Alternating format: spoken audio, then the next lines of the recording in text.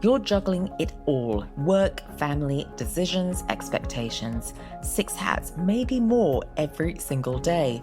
But behind the scenes, your body is running on stress, and stress left unchecked will lead to illness.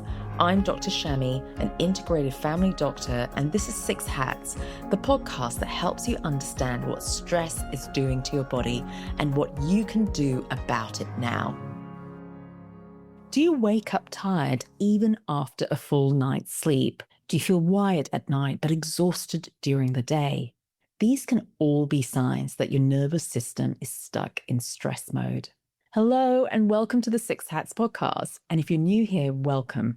I'm Dr. Shami, an integrative GP. And in this episode, I want to walk you through something I see almost every day in clinic. Now, many people are living in chronic stress mode without even realizing it. They assume their symptoms are random, or they think they simply need more supplements, more tests, or more willpower. But often the real issue is this: the nervous system has been stuck in survival mode for too long. In my stress reset workbook, I talk about how the body sends signals when stress becomes chronic. And when we learn to recognize those signals early, we can begin to bring the nervous system back into balance. So today, I want to walk you through 10 signs your body may be stuck in stress mode. You may recognize a few of these, or you may recognize many. Sign 1. How often have you felt tired but wired? Now, one of the most common things patients say is, I feel exhausted, but my mind won't switch off. This happens when cortisol and adrenaline remain elevated. Your body is tired, but your nervous system is still in alert mode. Sign 2, how often is your sleep light or disrupted? So you may fall asleep easily, but wake around 2 or 3 in the morning with racing thoughts.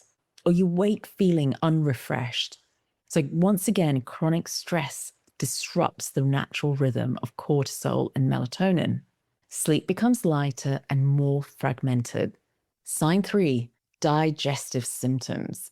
Now, stress has a profound effect on digestion. It reduces stomach acid, slows gut motility, and alters the gut microbiome. And as a result, over time, it may show up as bloating, reflux, constipation, loose stools, and food sensitivities. And this may come up as a diagnosis of IBS, which is irritable bowel symptoms, or even SIBO, small intestinal bacterial overgrowth, which many are not familiar with. So quick sidetrack, SIBO presents with severe bloating soon after meals and is associated with IBS-like symptoms. In fact, a study shows that 70% of IBS is actually undiagnosed SIBO. And what's really important about SIBO, it can cause brain fog, tiredness. It affects the absorption of key nutrients like B12 and iron, as well as causing those IBS-like symptoms.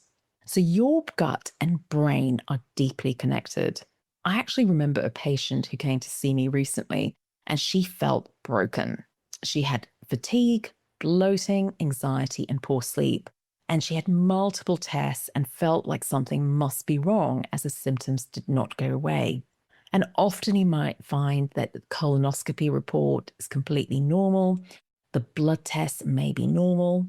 But when we stepped back and looked at her life, she'd been working long hours, sleeping poorly, and carrying a huge amount of responsibility or stress for years. Her body wasn't broken. Her nervous system was simply stuck in stress mode. Sign 4, how often do you feel anxious or irritable? So again, when the nervous system is on high alert, emotional regulation becomes harder. Small things feel overwhelming, so you may feel reactive, impatient, or easily triggered. Now again, this is not a personality flaw. It's often a nervous system signal. Sign 5, brain fog or poor concentration. So once again, chronic stress can affect blood flow and signaling in the brain. And many people describe feeling mentally cloudy or struggling to focus. Your brain is prioritizing survival rather than deep thinking. Sign 6, hormonal symptoms. And I see this so often in clinic. Stress, we must not forget, influences the hypothalamus pituitary adrenal axis. This is the communication between the brain and adrenal glands. And over time, this can affect progesterone, estrogen, thyroid hormones, and insulin balance. And this is where women experience PMS, fatigue, changes in their cycle, and weight gain. When was the last time, or you may have heard a story where suddenly the period disappeared for a couple of months, and this was clearly in time with a stressful period in your life? Sometimes what appears to be a hormone problem is actually a stress problem.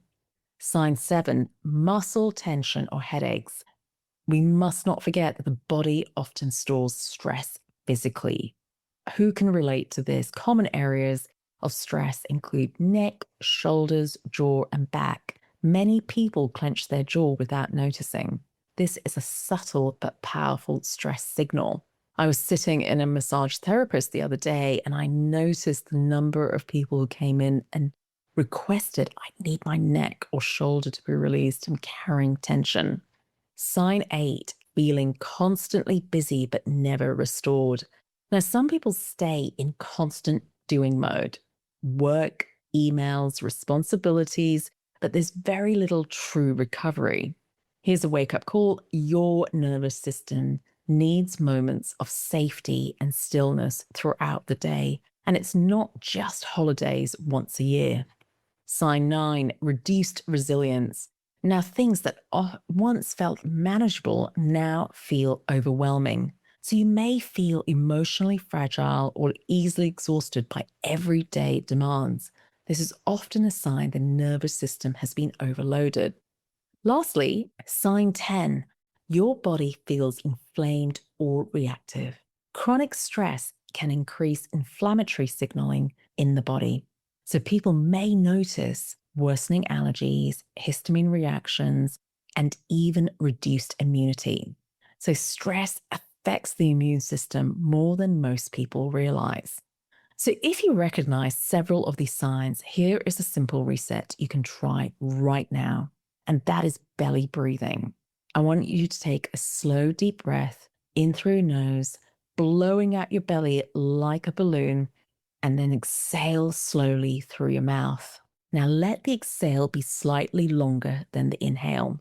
This simple technique, and if you just repeat it 3 times, anytime in today's practice, activates the vagus nerve, which helps shift the nervous system out of stress mode and back toward regulation. Now, small moments like this throughout the day can make a huge difference.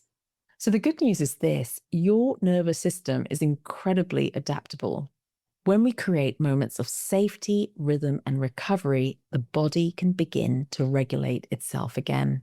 This is not about eliminating stress. That would be impossible. It's about building the capacity to reset. So in my Stress Reset workbook, I guide readers through simple exercises that can help calm the nervous system and recognize the body's stress signals. Many listeners have told me they use the workbook as a weekly reset when life becomes overwhelming. So if you've recognized yourself in several of the signs we discussed today, it may simply be your body asking for more support. You can download the Stress Reset workbook using the link in the show notes. It includes reflections and practical tools that help you move from stress mode back toward balance. And if you recognize 3 or more of these signs, this episode may be worth sharing with someone you care about.